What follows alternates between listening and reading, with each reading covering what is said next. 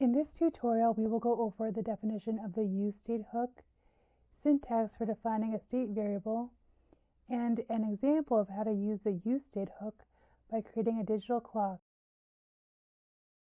By definition, useState allows a state variable to be added to a component. This is an example of how to define a state variable with the useState. Now let's use the state variable to manage the time for a digital clock. To start, let's create a new component named time.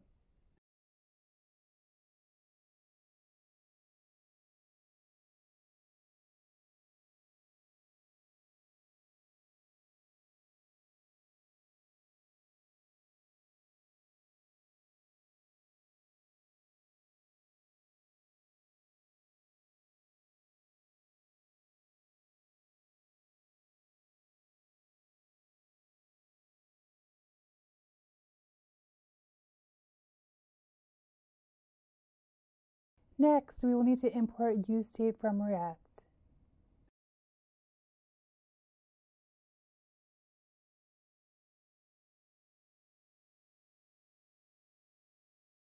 Now we will define a state variable.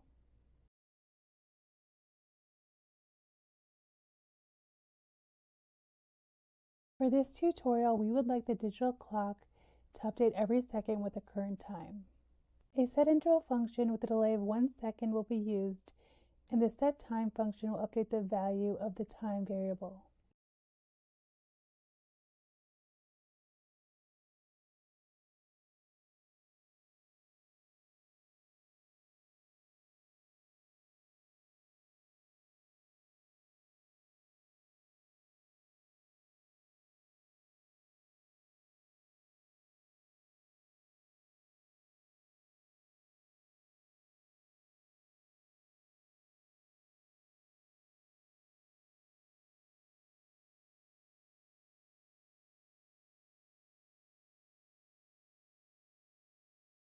As a final step, we will display the current time.